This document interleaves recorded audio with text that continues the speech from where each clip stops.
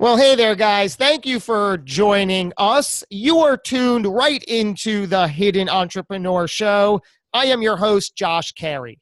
My guest today is the president and CEO of Flewber. Now, let that sit for a minute.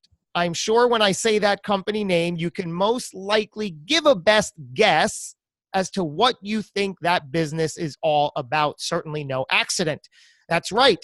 Flewber is an air taxi service. How cool. Designed to be accessible to everyone, not just elite passengers. How cool is that? Meet Marc Sellouk. Flewber, as he says, is a combination of his passion for aviation and 2 decades of experience founding and leading a business. As the leader of his telecom company, Transbeam, Marc spent countless hours shuffling through airport security for quick flights to meetings in nearby cities. Who can't relate to that? Only to go through the gamut once again on a same-day return trip. It almost seems like they can't figure out how to get us from point A to point B on a plane where there's no stress or aggravation, right? The experience led him to create an alternative. Flewber circumvents the inconvenience of airport travel by offering passengers an affordable door-to-door air taxi service. I cannot wait to learn more about this and more about this extraordinary gentleman. Help me welcome to the show. It is Marc Sellouk. What's going on, Marc? Good morning, Josh. Happy to be here. Excellent. And for those not watching the video, I'll just point out that Marc is sitting what appears to be an airplane hangar. I guess certainly no accident. You're a smart man. You're a branding man. So you're sitting with some in an airport hangar with some cool looking jets. Explain to us where you are and why you're there. Sure. Well, I'm in Farmingdale, Long Island at Republic Airport, and this is the Flewber hub. And I'm sitting in our hangar where our aircrafts will be loading and unloading passengers. Behind me, you'll see a bunch of beautiful jets, and we're excited to get this moving. So Flewber is not yet available to the public. Is that what I'm hearing? Not just yet. We'll be launching in the next few weeks officially, with our inaugural flights happening early in March. And where can somebody like me, where can I go to and from, at least in the foreseeable future? Right, so our inaugural flights will be New York based. So we'll be doing New York, we'll be flying New York, Boston, New York, DC, New York, Philly, and we'll be expanding around the country, within the next year and a half. And hopefully we'll have a pretty strong presence in tier 1 cities. In how many cities? Tier 1 cities. Tier 1 cities, yeah. Tier 1 cities, yeah. We're hoping to have a presence in 6 markets, 24 cities by the end of 2020. Wow, I'm like getting the chills because it's such a beautiful thing to watch this unfold. First of all, you are at the early stages of an incredible journey. I have so many questions, so interested in this pursuit. First, how many passengers on the type of plane that you will transport people to and from? So we'll be flying very comfortably a total of 5 passengers plus 2 crew. 5, wow. So it's sort of like my own private plane. Pretty much, yeah. And like you said, it's not only just for the elite anymore. It's, regular folks. I used to travel from New York to DC and Boston very often. And for an 8 o'clock meeting, I used to, an 8 o'clock flight rather, for an 11 o'clock meeting, I used to have to wake up at 5 o'clock in the morning, yes. Take a car service, head out to the airport, go through all the nonsense at the airport. And, it was, several hours just to get to my meeting in a different state. And so it dawned upon me how, why do we have to go through this? Why can only the elite fly private jets? Why can't we put together a service that works for the regular folks? There are thousands and thousands of people a day that fly from New York and from major cities to regional cities. And they all go through the same logistical nightmares that we all kind of want to get away from. And so we put together here a model that we think works very well, very efficiently. It's an alternative to commercial aviation, and it really is priced very economically. Can we talk price? We can. So our markets will be $600 round trip from all our originating cities to our destination cities.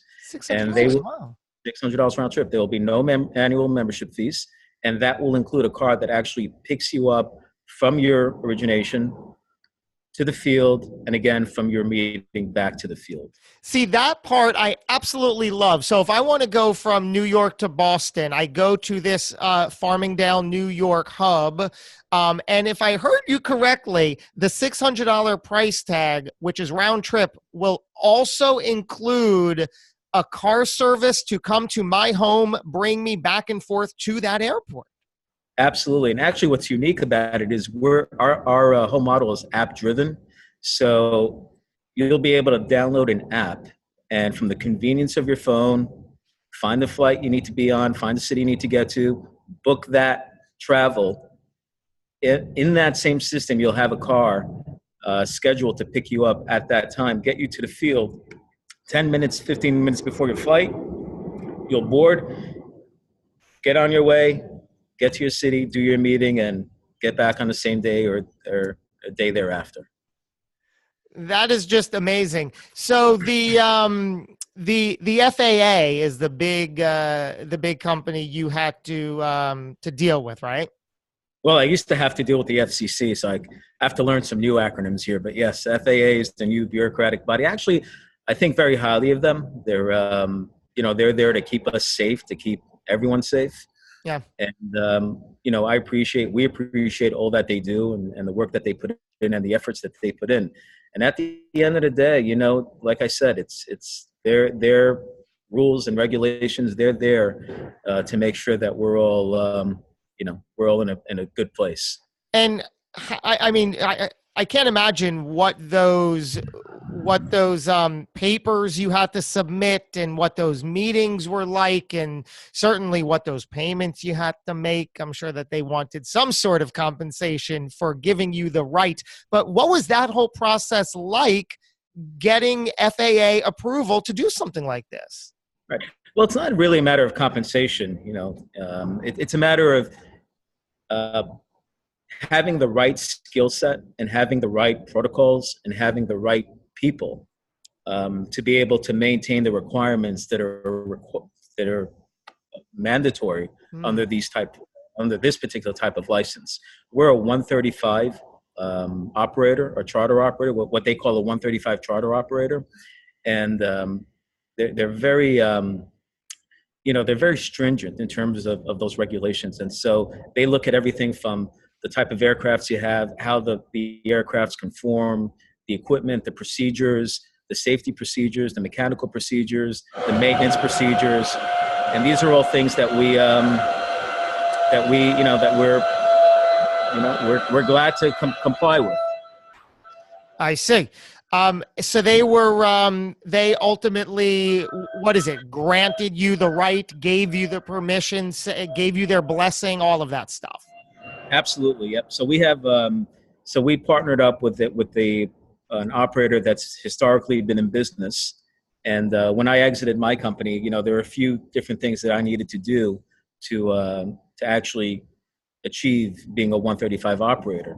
And to become a 135 operator actually takes a very long time. It takes approximately 5 years, if that, to get the 135 license. And so I did the next best thing and found a company to acquire. And it's exactly what I did. And we created a broker, which was Flewber, married it with the charter.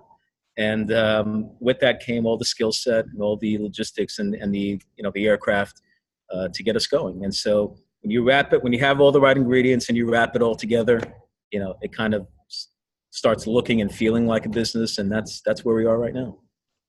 That's amazing. So what is your personal history in aviation besides a once frustrated traveler?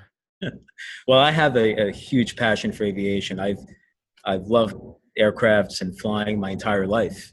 And so as soon as I sold my company, I decided to embark on that journey and start flying. And flying is what I did. I literally fly almost every day as a pilot. You're a pilot. I'm actually a pilot, yes. And I enjoy flying. I get it, it's a thrill for me. More importantly, I found a void in the marketplace. I knew I wanted to be in this sector, and I knew I wanted to find that void in the marketplace and build a business out of it. And so this whole idea and this whole model came about by both the challenge and the passion. And it looks like it's coming to fruition.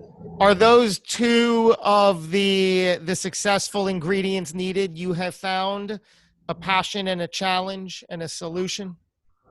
Well, I think, aside from being a visionary, which I think is a very important trait to have, I think being a person who's driven by a challenge and will get through any obstacle to get through that challenge, I think it's a very important virtue for a person to have to be able to build a successful business. What does being a visionary really mean, and how does it apply to what you're doing today? Right. So it's really easy to have an idea, and a lot of people have ideas, right? But how do you actually take that idea, put all the different things together, put all those different ingredients together, and build a model that actually works in business and works in reality? And so having an idea and then bringing that idea to reality and executing it on a business level, that really you have to have a foresight, 3 years down the line. So what a lot of people are asked, along the lines of building their businesses, what is your exit strategy, right? And so you have to be able to have that foresight, that vision of what I'm looking to build. Is that really going to work out? Is it really going to make sense to consumers? Is it really going to work out in the business world? Am I really going to see a profit? And so aviation, historically, when people hear that word, they kind of get scared, right? Are you really going to make money in aviation? Is that really going to work? Well, yeah. Yeah. And that's where guys like me come in and say, hey, I can make a couple of bucks off this. That's fantastic. And yeah. I think it's something that's going to stick. I think it's something that people are going to be really excited about. And then the name. Oh my God. Yeah. We'll talk about the name Flewber, which I absolutely adore. You mentioned about an exit strategy, and I've heard, tell me if this is true and you subscribe to this. People say that when building a business, whether or not you want to or ever have an intention to sell, you should build the business with a mindset to sell. Well, look, it's always nice to have a goal. And a lot of folks build their business, hoping that there'll be some sort of liquidity, or major liquidity down the line. And so a sale definitely accomplishes that. But it's also important to have a model that can sustain itself. Business is dynamic, and it could change at any given point. And so in the past, lots of folks started businesses and it was a pie in the sky. I'm going to raise a bunch of money and I'm going to go out there and do a public offering. And we remember those days, right? But the plan was never there in terms of profitability. What happens if these things don't pan out? Right. So you have to be prepared in business where the business itself can sustain.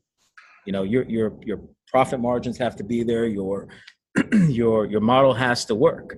And so while it's important to have an exit strategy, it's important to have a business that's actually going to run like a business and have financials that make sense. So much good here. We're going to double back to you and Flewber.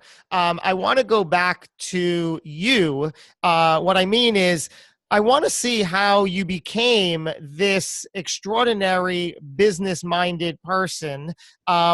Tell us, take us back to Marc Sellouk as a young child. What was life like growing up? What was the household like? Was it loving and nurturing? Was it chaotic, somewhere in the middle? Well, what do you remember from that era?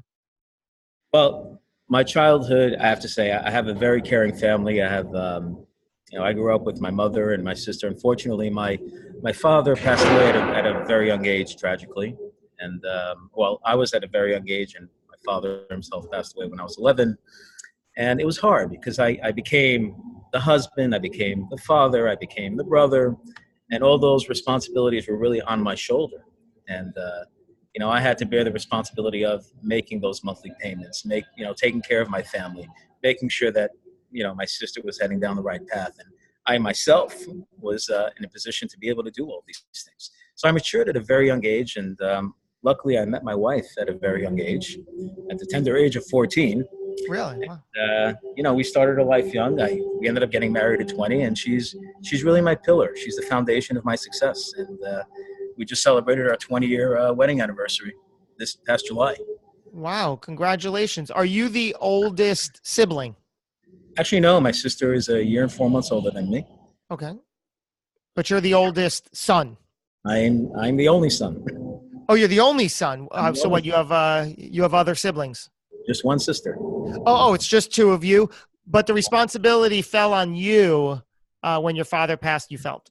Absolutely. And I was really the only option to make things happen. So that was a heavy responsibility. It was very challenging. And I had to make sure that I can, make ends meet at a very young age. And what does that mean? You were working to make ends meet?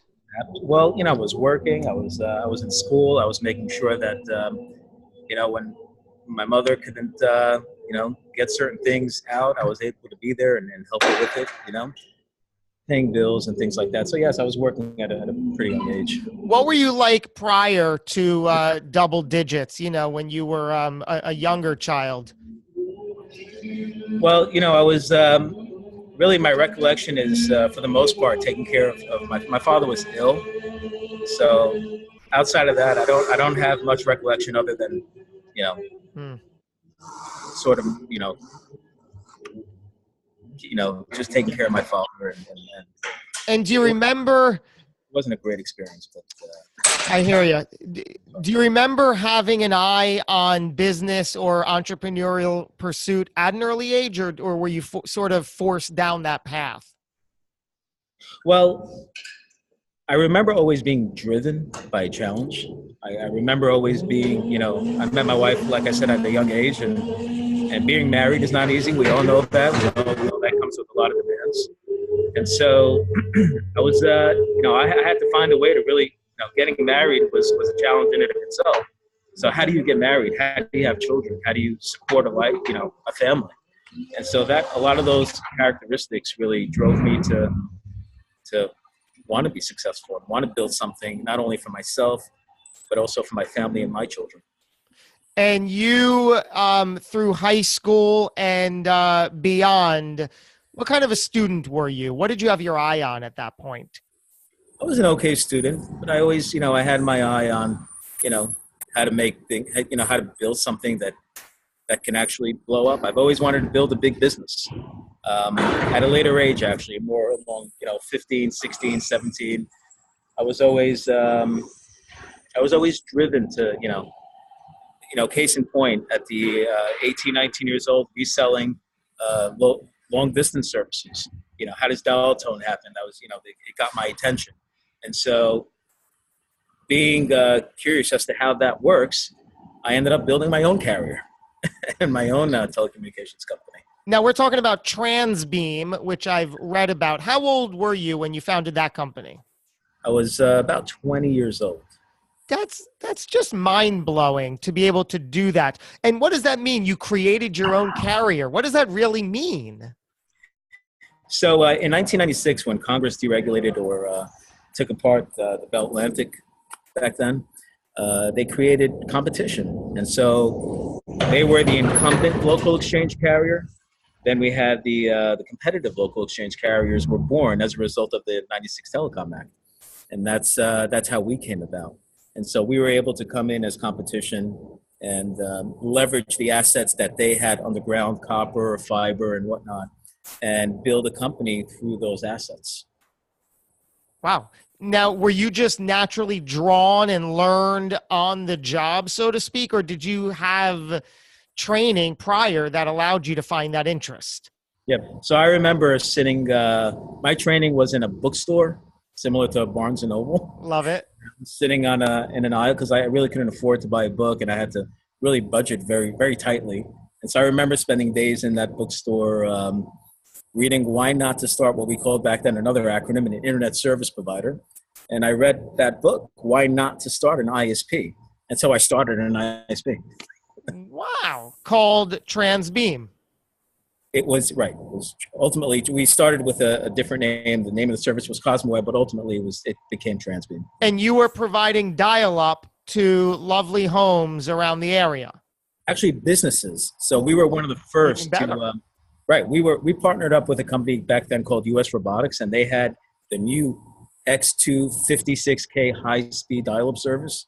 And so I think we were one of the first companies to buy that modem pool, build it in a data center, connect a couple servers to it, which I did all myself.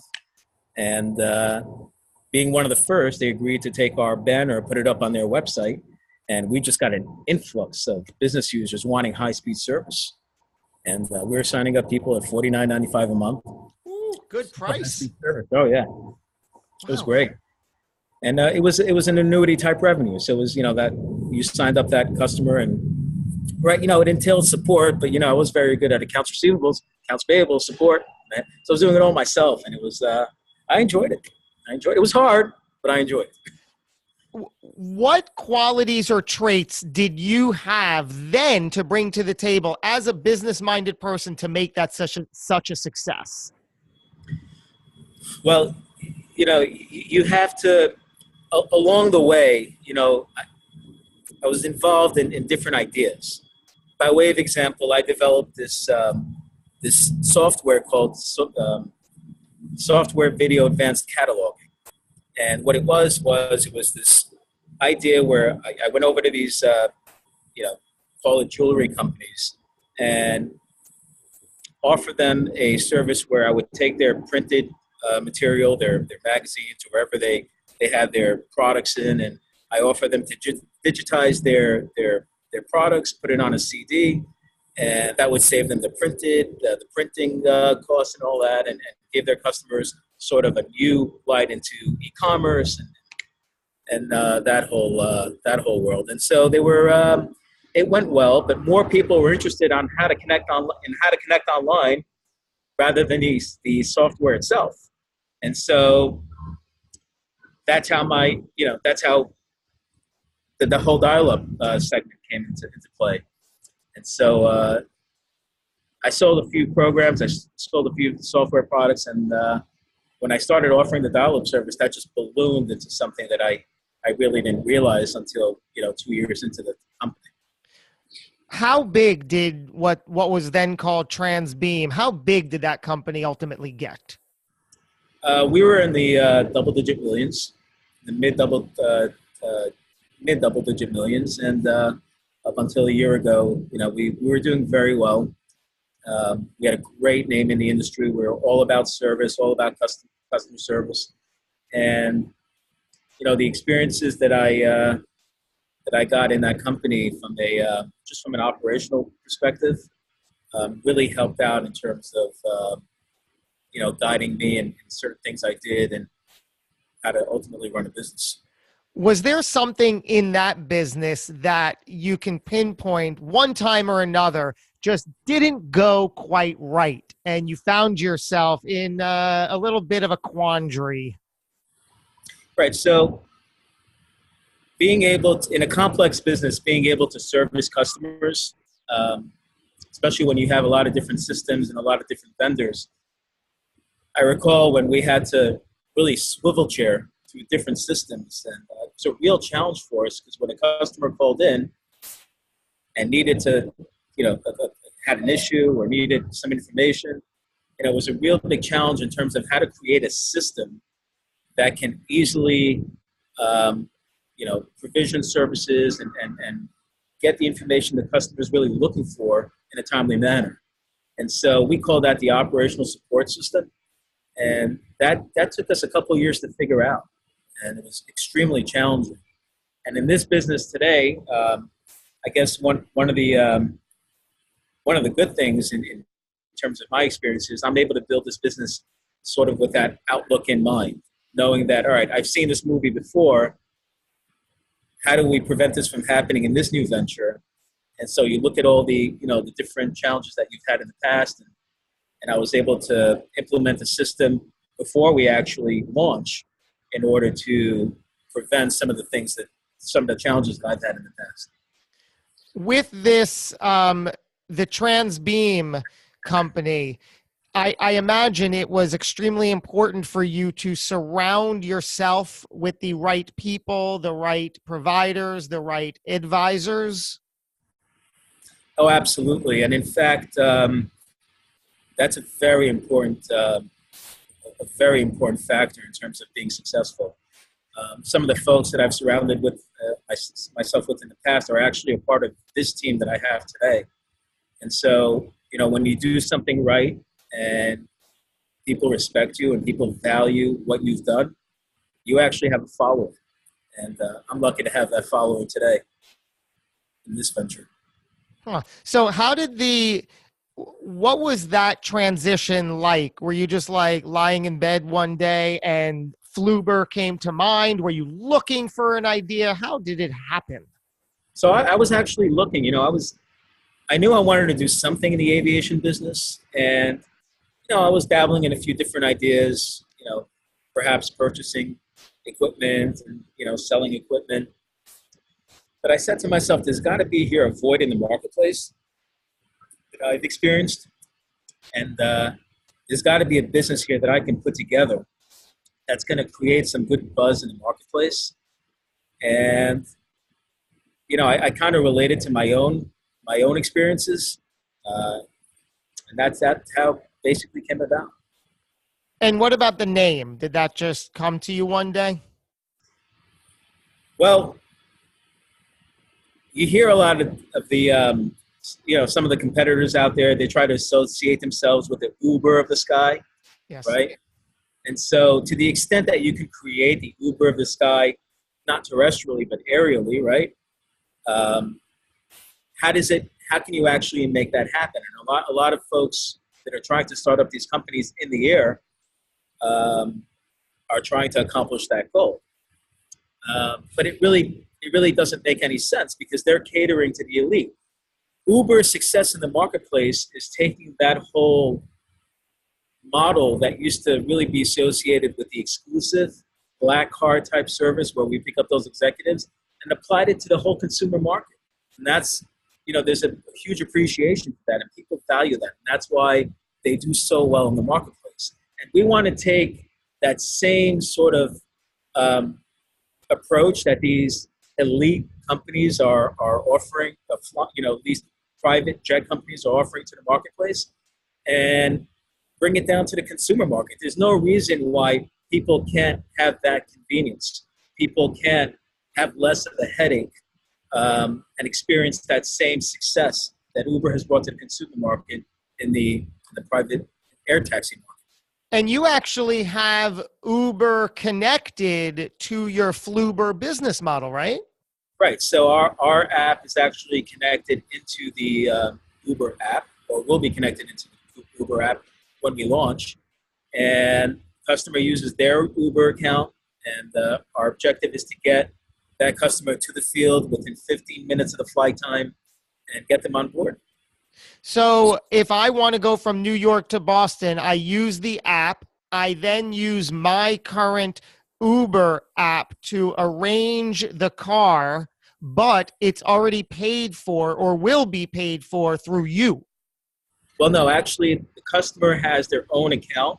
So they're using their own Uber account, but the interface is built into our app. So what we have what's called an application user interface within our app, right? That's tied directly into Uber. Wow. So Uber, that's not exclusive, by the way. Uber's got a lot of partners that work with what we call APIs, and so we took advantage of that. We think they're a great outfit, and I think the synergies are definitely there. So I imagine you're trademarked and certainly no infringement on their Uber sound of a name. Well, it's Flewber. Correct. It's absolutely, yep. So we are pretty much trademarked. I think we have a few more days on our position, but I think, we at this point made it through the U.S. Trademark office, so we're past that stage. So I think we're in good shape. So you are certainly in the home stretch with getting this in the air, literally. What was one of the biggest pitfalls or struggles creating Flewber and getting to this point? Finding the right company to buy, finding the right company, meaning finding the right people within the company. Having a 135 license encompasses different roles and responsibilities that are mandatory. And while there are several companies that are out there, they lack those roles. And so it was a real challenge finding the right company, filling those roles, and ultimately, ratifying the whole or having the whole concept blessed by the FAA. That was a real challenge. Wow. And your growth model is expanding into other markets, other airports. Absolutely. So we're planning over the next couple of years. We're starting off with New York. We'll be in Florida. From Florida, we'll go to Texas to California, California to Washington State, and then out to Illinois. And then we'll be serving regional markets within those states. How much risk is or was involved in getting this far? Like any business, it's definitely risky, and you're taking a chance. But if you're driven and you're dedicated to that challenge, I think we as people can overcome anything if we want to. And like I said, it's rolling up your sleeves, waking up every morning, getting that objective, doing one thing every day to make that objective, or and having that objective succeed. And that's what I do. I don't know if I missed this, but what kind of schooling do you have? I went to private school as a Child. As a child and as a teenager. And then I was in Queens College. You went to Queens College. You graduated high school and went to Queens College for 4 years. I went to Queens College for 3 years. 3 years. Yeah. Absolutely amazing. What kind of daily habits do you have that you can attribute to your just ongoing success? It seems like you have a zest and a passion for life. I make my bed every morning. Do you? Go ahead. I make my kids' beds every morning. Oh, you make their bed. I make their beds. I make my bed. I make them breakfast every morning. I have a routine. I've got to stick to my routine. How many kids do you have? I have 3 kids. What are their ages? Boy, 17, and 2 beautiful girls, 15 and 10. Wow, I have a little bit of ways to get to that. I have a 5-year-old daughter, a 3-year-old son. So I'm at that, sort of beginning-ish stage. And I got to tell you, I had no idea I would just love fatherhood so much. I seem to not get enough of those two. You know what it is? Unfortunately, I didn't experience that as a child. And so, getting married young for me was important because I wanted to have that experience with my children. And I have 3 amazing children today, and there isn't a thing I wake up every morning with catering to my family, catering to my children, and that to me is an important part of life, and I enjoy it. I enjoy it just as much as I enjoy business. And it shows. Just more, actually. I enjoy it more than my business. But I enjoy my business very much. Exactly. And you say you make your bed. I've heard that is something you literally should do. What is the deal with that? What is that? Why do you do that? Why do we do that? Structure, organization, etiquette, it's an important way of life. And, it shows in how you operate day to day. And when people see that structure and that organization and it's part of that drive, right? Sometimes my wife complains, she got out of bed and, I thought she was ready to go in the bed. She comes back, the bed is fixed. She's like, what are you doing? I'm not done sleeping yet. I said, well, you can go back right into bed. I'll just Right. fix it right after. Wow. It's an important part of structure, and I think it's important in having that routine, and Yeah. I if I'm just so I'm just so excited by this whole thing because I love business and never could have even, that's not where my mind goes into aviation as a business. Yours does, but I just love the whole creative aspect. Do you find that creativity is a big component in what you do? I think it's important to be creative, and like I said before, business itself is dynamic, and so you have to be able to roll with it. And to be able to roll with it, I think requires a lot of creativity, right? But creativity that makes sense. Creativity that falls along the lines of being able to build something that is actually successful in reality. And so, creativity and reality together is a challenge. But if you're in a position to make that happen as a visionary, I think putting all those things together can create something really nice. Mm. Looking back on your younger self, what advice would you give that person? Believe in yourself. Believe in what you can do, because you can do it. A lot of people, I see a lot of children that lack confidence, that really, don't think they can accomplish certain things. And I tell my kids this every day. The sky's the limit, literally, right? You can do whatever you want. You just have to believe in yourself, believe in that you can overcome any challenge that's in front of you. And unfortunately, sometimes it takes, illnesses and different things in life to make people realize that they can overcome certain things. But I'm a big believer in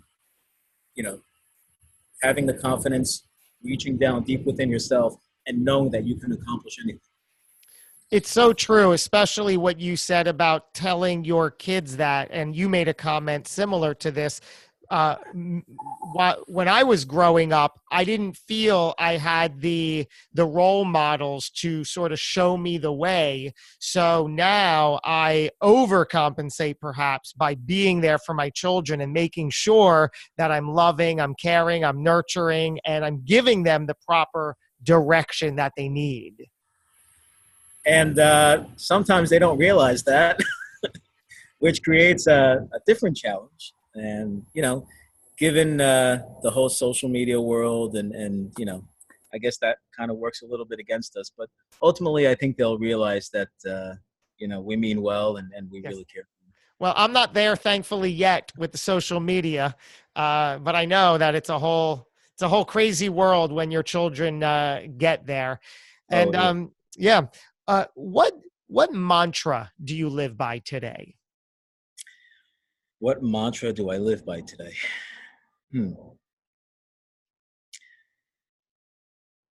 Believe in yourself, and always welcome a challenge. I like that. You've brought that up a few times, that a challenge is something you value, something that you embrace. I'm guessing that that's strategic in the way, because anything we do has to be at least a little bit challenging for growth. Absolutely. Look, I think the more challenging something is, the more rewarding it is, obviously. Mm-hmm. And like I said, I welcome a challenge because I know that I'm going to get through that challenge. And, some people thought I was literally out of my mind by going into this business. How are you going to make money? This business doesn't make money. Well, it does. You just have to overcome some of the challenges and have some creativity and have some vision, and you can get it done, even in this business. I love that. I love that. I love that recipe. Do you believe that everything happens for a reason? I do. I so do. Absolutely. Yeah. We could leave it at that. Put a period on it. Put a period on it. Are you spiritual or religious in any ways? I believe in God. I believe in, like you said, everything happens for a reason. And, you have to have faith. I think faith drives a lot of your, a lot of spirituality. And, never let go of that faith, because knowing that there is a higher being, and, and it's in here, it stays in here. I think it's a very important factor of life. I love that. Fully agree with that whole faith. And it's a tough concept to really, really believe, right? Ironically, right? You have to have faith that, yeah. You can't touch it. You can't feel it. You can't understand it, but you can believe it. And, sometimes that works in different ways, in weird ways, and kind of connects the mind and the heart together. But I think ultimately I think it drives people and puts people on a good path. You've taken on with this Flewber venture, certainly nothing you could have dabbled in, right? It's literally all or nothing. You have to go full force. So you certainly seems like it had to have exercised faith just from day one. I once you made that decision to go, no turning back, right? Absolutely. Well, to me, the most important thing to me was, do I have my wife's blessing? And so good man. I put a business plan together, but she had to approve the business plan, right? So it doesn't make sense. And for a while, it was very challenging convincing her, but I knew convincing my wife that this plan made sense and she would buy into it, I knew that I had a slam dunk. And so it took me a couple months, but I got her on board. And, look, I came in, aviation is my passion and I love to fly, but being in a business is different from having a passion. Because look, it's, there are some complexities in this business, and it's not so easy, like anything else. Correct. And so I've surrounded myself with the right people. I've educated myself. I continue to educate myself in this vertical. And, I think it's working out really well. I want to talk about the word passion you just brought up for a minute. How you almost made it seem like passion isn't enough to get you to where you are today. You know what? Passion is definitely important. And, you can have a passion for flying or have a passion for anything. For me, it was flying. But how do you take that passion and apply it to a business, right? And so you have to find that business, put that business on paper, and your passion. While your passion will help you drive the success for that business, you really have to have some sort of knowledge and understanding of how business works to actually make it a reality. So that passion will drive you to get there, but it really requires a lot of skill set. And like I said, surrounding yourself with good people that have been in any industry you decide to get in, surrounding yourself with the right people is very important. Well, you're certainly no stranger to business, so I'll ask you the question you just inadvertently posed. How does business work? How does business work? Well, it's a matter of having a plan. You always hear people say, plans don't fail. People fail to execute plans. So it's very important to have a plan on paper, to have objectives on paper, to be structured, to be organized, and to make sure that you put what we call KPIs, key performance indicators, in place, and you make sure that you achieve those KPIs. You make sure that those KPIs are being achieved and that your plan is being executed on a daily, a weekly, and monthly basis. So it's very important to stay on top of your business. It's very important to make sure that your goals are being met and that your plans are being met. And and like I said, it's dynamic, but you have to keep your finger on the pulse, and you have to make sure that things are going the right way. This is called the Hidden Entrepreneur Show, and the brand itself was created because I admitted that I've spent decades hiding behind fear, staying frozen, not achieving or even attempting to achieve what I really wanted to and knew I could. You strike me as a very confident man. How does fear ever play a part in your life? Well, fear, I guess part of having a challenge is having a fear of that challenge, right? And so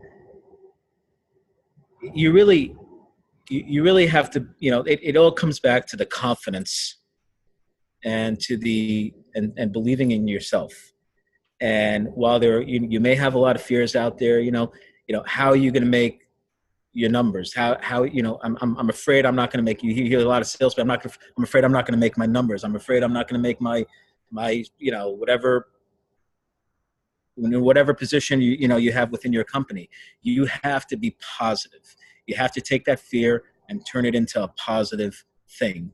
And so long as it's realistic, I think I think fear is just another way of being challenged. So you experience it? Absolutely. Well, I experience it all the time, but for me, it's not really a fear. It's I look at it as fear, but it becomes more of a concern, and then it becomes more of a challenge, and then it becomes a win. I love that. Absolutely love that. What do you believe happens when it's all over, when our time here on Earth comes to an end? Wow, that's a scary question. Well, I believe in, I believe in the afterlife, right? And so I believe in, for example, the spirit of my father, I believe, is always surrounding me. And, always there, in times of need and so on. So, I certainly believe in, I guess it goes back to from a religious aspect. I believe in that there is an afterlife, and Good. You're surrounded by angels. I love it. I will leave you with this final question. Marc Sellouk, how would you like to be remembered?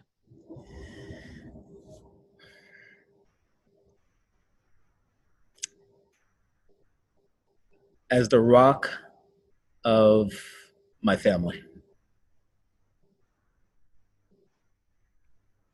Beautiful. That's what it all comes down to.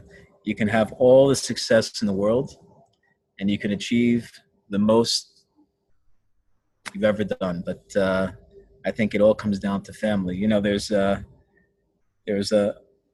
joke that I really enjoyed, actually. This very successful man asked his children to make sure that when he dies, he gets buried with his socks, right?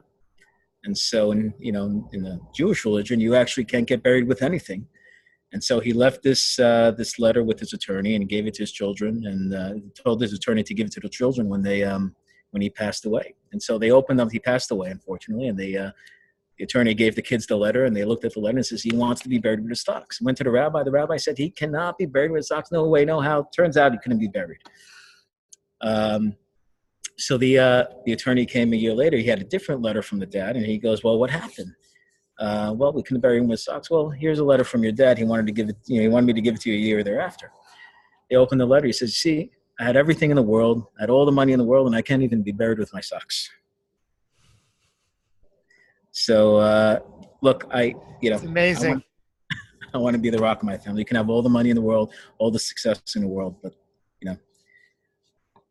Wow.